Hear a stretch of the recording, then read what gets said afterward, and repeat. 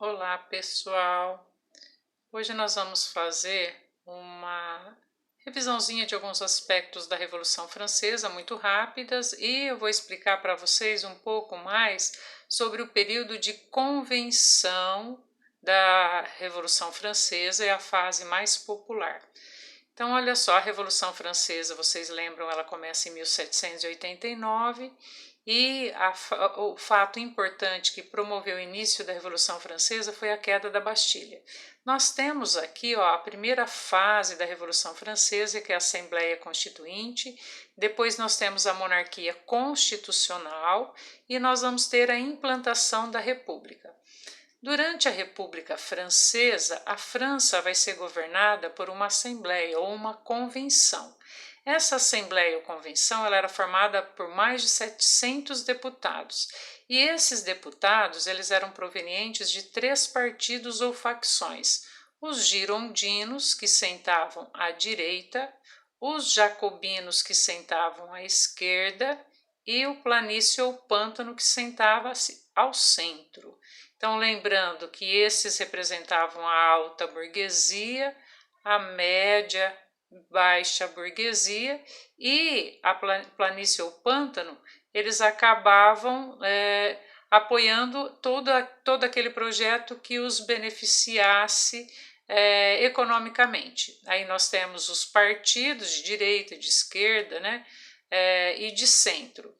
Bom, durante esse período, durante o período de convenção, o rei foi julgado, ele foi considerado um traidor da pátria, porque ele permitiu a invasão de países vizinhos, e ele e a esposa dele, Maria Antonieta, acabaram sendo executados pela guilhotina.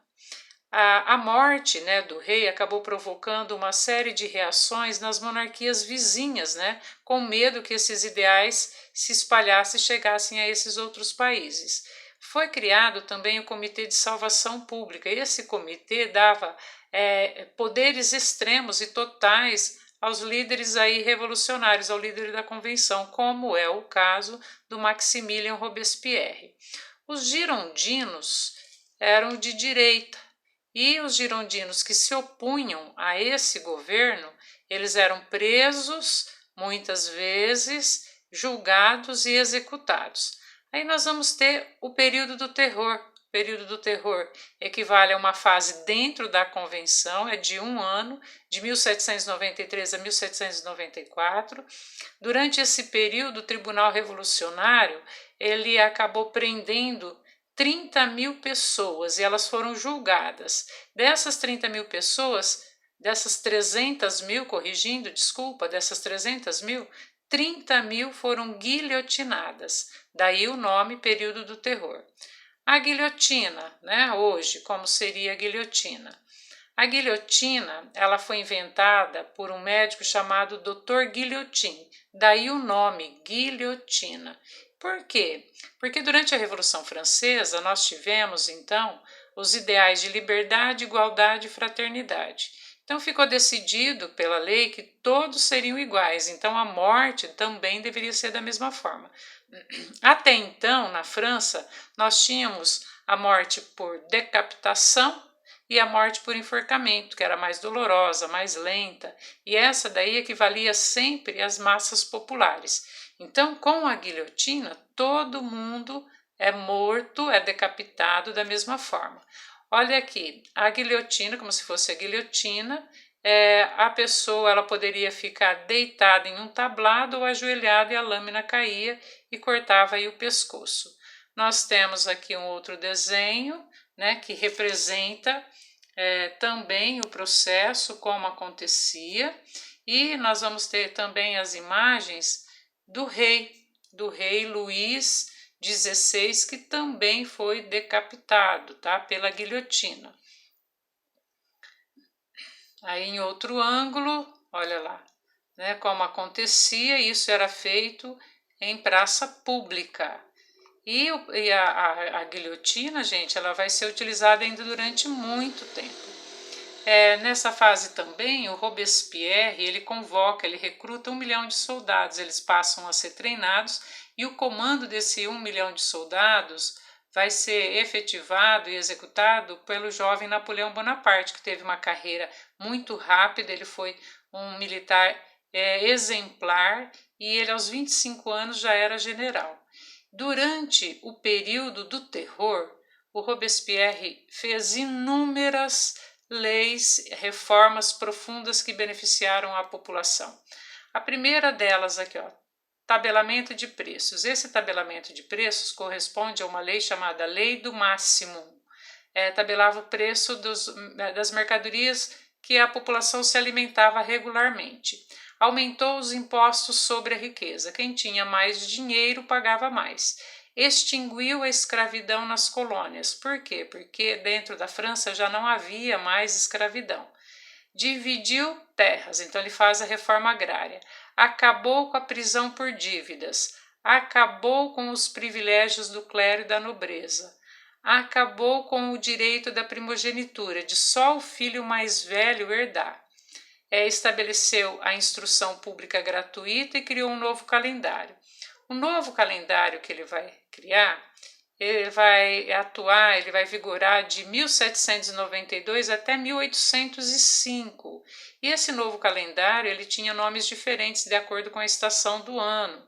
E esses nomes diferentes correspondiam a fenômenos naturais, né? O período de neve, o período de chuva, o período de vento e assim por diante.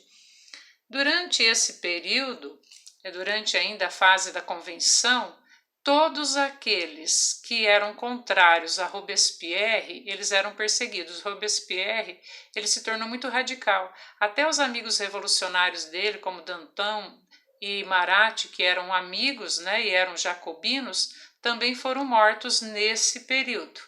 Tanto ele perseguiu, que ele conseguiu tanto adversário, que ele acabou sendo aprisionado por um girondino, e ele acaba sendo morto também no dia 9 do mês Termidor.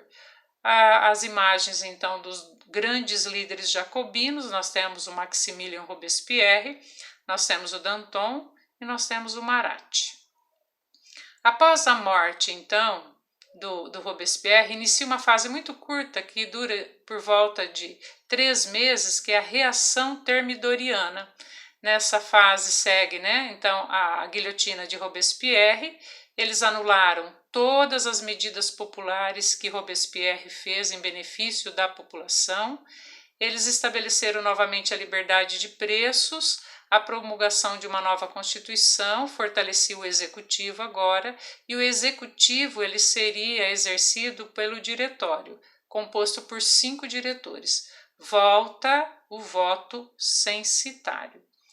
Aí nós temos o período do Diretório. O período do Diretório tem duração de quase 5 anos, então o período que nós temos 5 diretores que governam, repetindo, estabelece o voto censitário. Os diretores acabavam não se entendendo e disputavam o poder.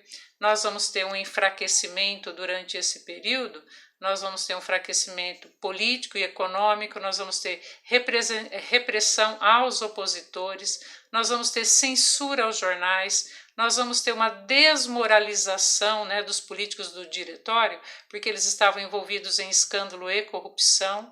E para acabar com essa fase do governo, então foi chamado o jovem Napoleão Bonaparte, que estava liderando uma campanha no Egito, já tinha sido bem sucedido na Itália, e ele volta à França e ele depõe, ele retira o diretório num golpe conhecido como 18 de Brumário. O golpe 18 de Brumário põe fim ao diretório e termina a Revolução Francesa, iniciando uma nova fase conhecida como Era Napoleônica.